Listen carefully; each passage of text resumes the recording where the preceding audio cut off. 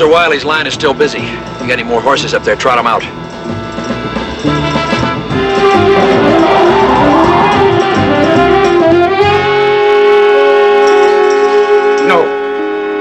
No, absolutely not. I will not be a party to the scheme. And I told you what I'd do if you didn't. Yes, I'll go to the police. Mary? Mary!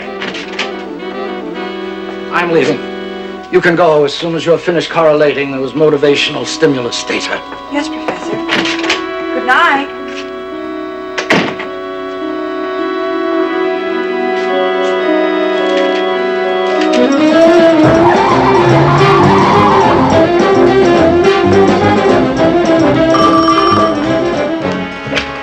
Hello?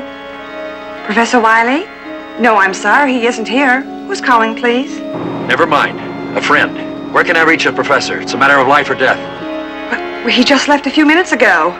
Find him. Get him back to his office. Tell him not to move. His life is in danger.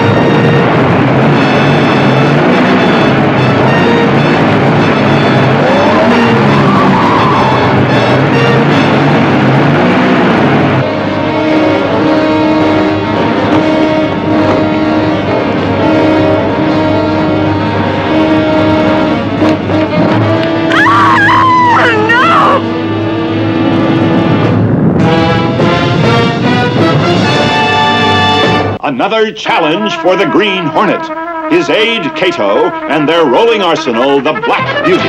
On police records, a wanted criminal, the Green Hornet is really Britt Reed, owner publisher of the Daily Sentinel.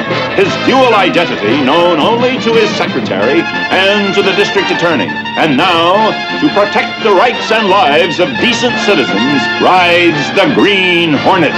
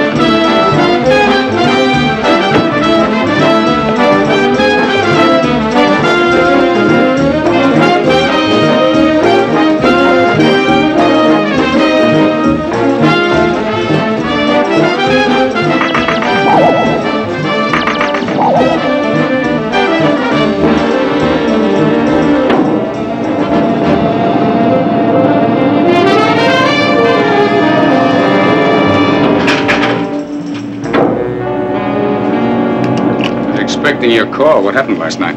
Well, in the first place, the police were wrong. Oh? Wiley wasn't killed by a bomb. His car was hit by an armored truck. An armored truck? Yeah, a huge thing, like a tank.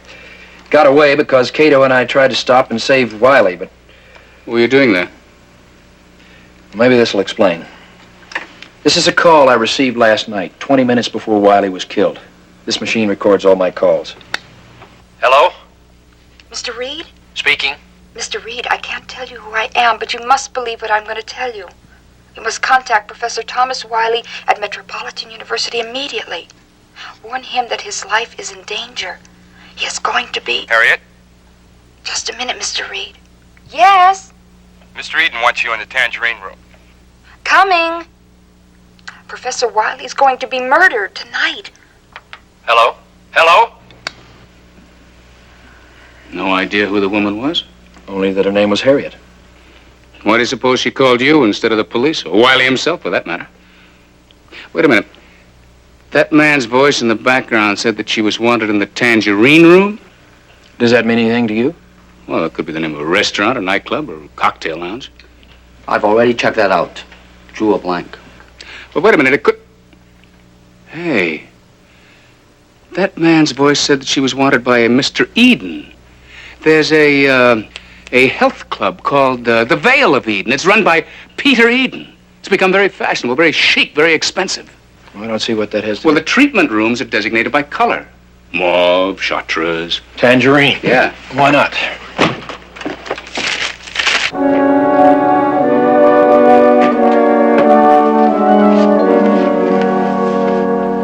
Yes, Dorothy, dear? There's a man on the phone, Mr. Eden. He wants to speak to Harriet, but he won't say who he is. And? Well, he wants her home address and phone number.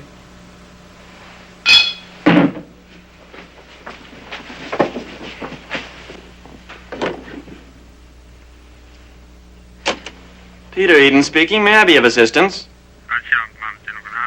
I'm terribly sorry, sir. We can't give out that sort of information about our employees. We must protect them from, well, you understand. However, if you would like to leave your name and number, I'd be glad to give it to him.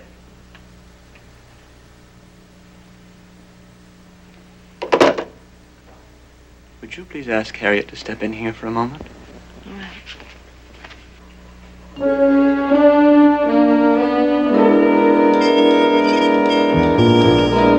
Cato, find out what time the Vale of Eden closes tonight. See you later, Frank. Honestly, Mr. Eden, I can't imagine who that man was that called me. Harriet, I've been noticing you the past few days, and you seem nervous and upset. Is there anything wrong? Anything that I should know about? Oh, Mr. Eden. Of course. You may go now.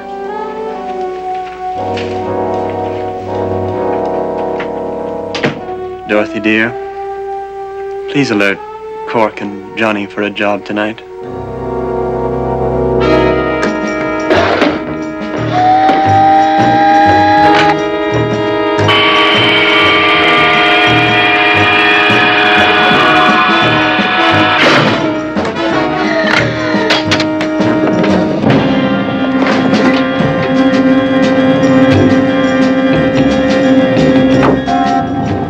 Hornet gun. Check. Hornet sting. Check. Let's roll, Cato.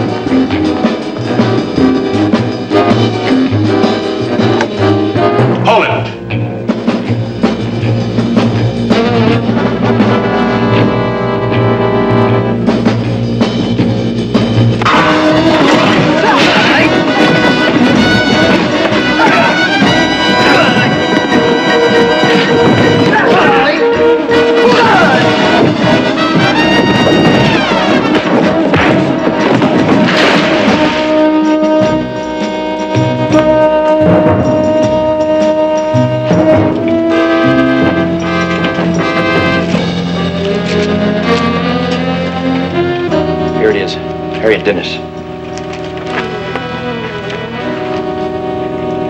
71 Harding Road.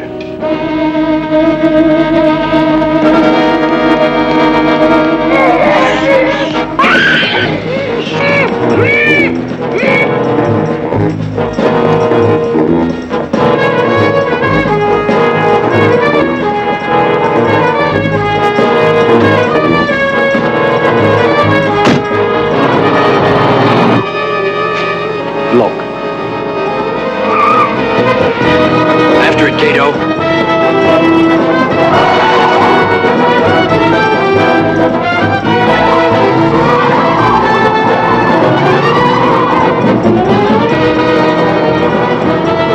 Johnny, look behind us.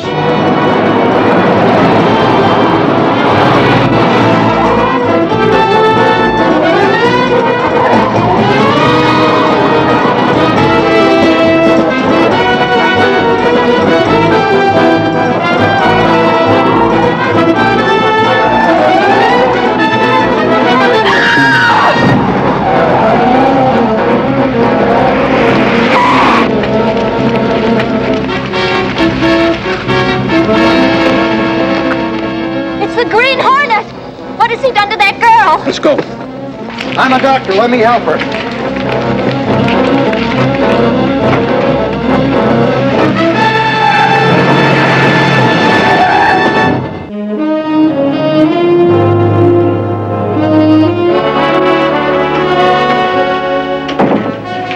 Are you ready for this?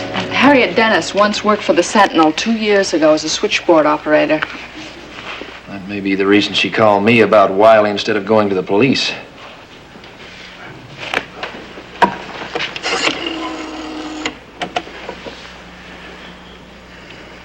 Get me Peter Eden at the Vale of Eden. Dorothy, dear, please show Miss Case around the women's section while I escort Mr. Reed around the men's diggings. Right this way, Miss Case. Allow me. It is indeed an honor for us to have the Sentinel interested in our little establishment, Mr. Reed. Thank you. The tangerine room is occupied. But let me show you the mauve room.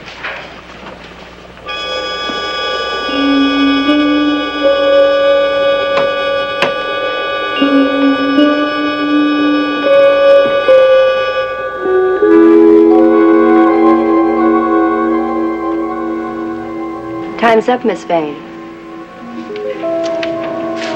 Miss Vane. Miss Vane. Miss Vane. Oh, won't the police find out? Won't the police? What?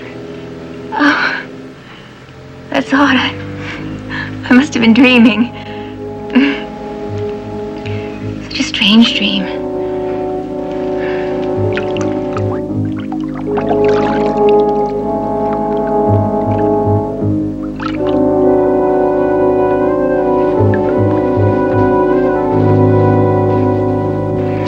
Yes, sir, Mr. Reed, this place is the greatest. It's really been a lifesaver.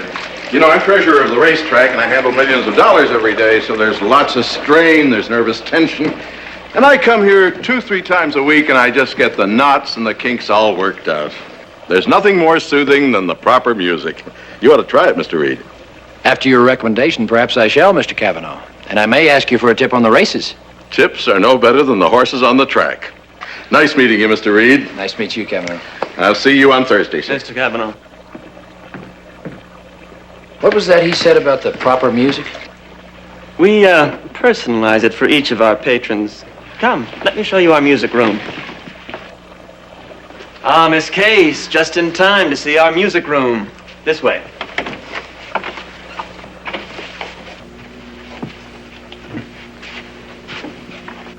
Now, as I was saying, we select the music to suit the overall personality and the psychological need of a given client, varying it from time to time to accommodate the specific mood at treatment time. The music is piped in from here to the various rooms. What's this, Mr. Eden? Ah, that is what we call our dubbing machine. We use it to make any special tapes that we might need. It works in a... Dorothy, dear, we've left poor Mrs. Wilcox in the tub too long. Excuse us, will you? Surely. Make yourselves at home. It's a bit wild, isn't it? To say the least. How did Miss Case behave? Fine. Reed, too. Something something amiss.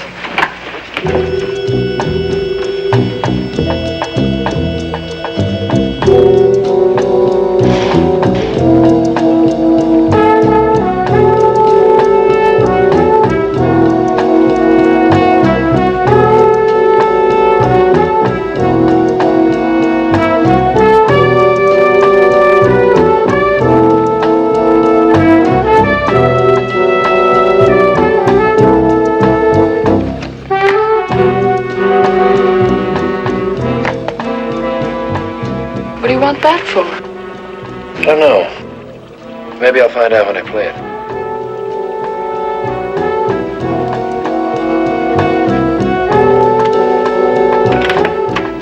Ah, Mr. Reed, I've had the most wonderful idea. Why don't you take a treatment yourself and see how it works? Well, thanks, Mr. Eden, but I have an appointment. Some other time, perhaps. Miss Case, then. Oh, I don't think I could. Why don't you, Miss Case? Well, Excellent. Come along with me, Miss Case. Right this way, Miss Case. We'll take good care of her, Mr. Reed. Britt, darling. Hi, Vanessa. Where have you been keeping yourself, darling? I haven't seen you for ages. Oh, you naughty boy, why didn't you call me? Well, You buy me a drink? Oh, no, I can't. I'm due at Oliver the jeweler's. I'm going to see the Catherine necklace. Have you seen it? No. Oh, well, have you got a car? I'm late. Oh, you can Yes. drop me up, darling. It's so good to see you again. I want to hear everything you've been doing. You'll call me? yes, Promise? of course.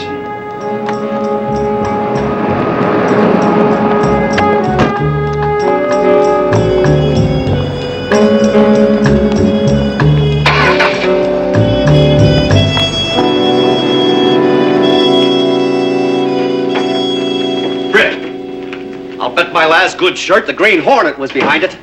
Behind what? You mean you haven't heard? No, I've been working on the speech. Heard about what? Oliver's.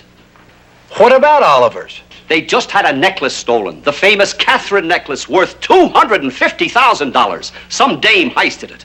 Some dame? Young, beautiful, real swanky gal, according to one of the clerks. What time was this? A few minutes after 4 this afternoon. But the strange part is, the dame had an appointment with Oliver and stole the necklace from under his nose right in his own office. Now Oliver says he can't remember a thing about it. Matter of fact, he denies any such dame was ever in his office. If the clerk Hartley hadn't seen... Britt, now where'd he go to? It doesn't make any sense, Britt. It just doesn't make any sense. Why on earth would I steal the Catherine necklace? If I wanted it that badly, I would have bought it. For $250,000. Are you forgetting that I'm worth at least 20 million? The fact remains, Vanessa, that you were in Oliver's this afternoon and... I wasn't. What? I haven't been in Oliver's in over 2 years.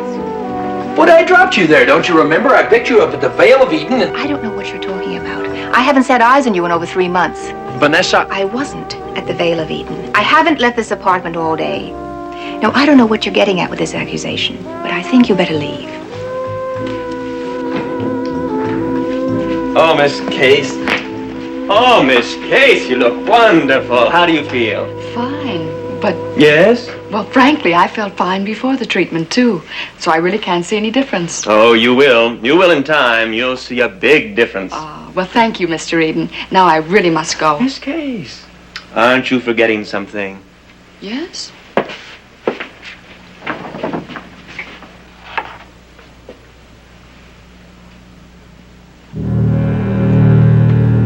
Oh, of course. How stupid of me. Thank you, Mr. Eden, so much. Goodbye. Thank you.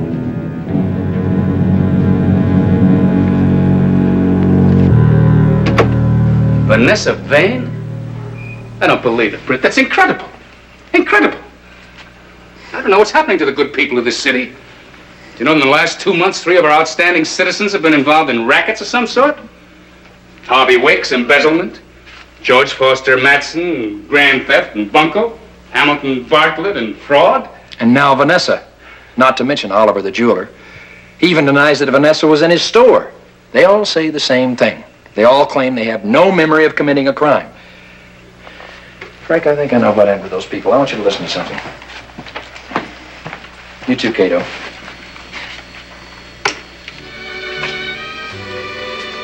Thanks. What, music? That's at normal speed. Now listen to what happens when I turn the speed down to where the tape is barely moving. When you get the money, you will bring it to me. You will not remember any of the instructions I have given you. What is that? You know what Professor Wiley was working on? Motivational research. And he had made a significant breakthrough in the field of motivational technique. You've heard of subliminal suggestion? You mean where words are flashed so fast on the screen a person can't see them? Only you do see them, Cato. Not with the eye, but with the brain. Professor Wiley took that principle and applied it to the spoken word. Perfected this. A method of giving verbal instructions so rapidly that they bypass the auditory senses and are picked up only by the subconscious mind. A sort of silent brainwashing. Where did you get this tape? The Veil of Eden. The Veil of Eden?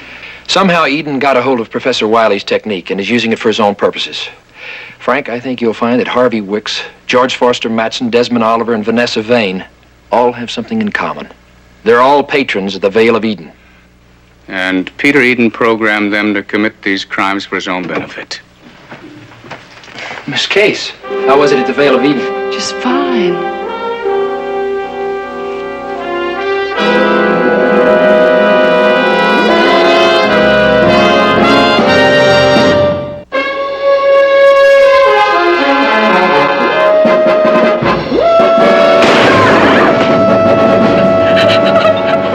Easy, Miss Case, easy. What was I gonna do? Where did I get that gun? Veil of Eden? You were doing what you were programmed to do. Eden evidently found out we were onto him and tried to get rid of him. I don't remember anything. You're not supposed to. That's the name of the game. Well, I'm going to put an end to it right now. How, Frank? You can have Eden arrested, but what have you got to prosecute him with? People like Casey and Vanessa Vane don't even know they've been programmed. Harriet Dennis in the hospital. We don't even know whether she'll live, and if she does live, we don't know what she'll say. I'm afraid you're right. And that tape certainly isn't admissible as evidence. Give me some time, Frank. I'll have you all the evidence you'll need. The Green Hornet's going to have a little business conference with Peter Eden.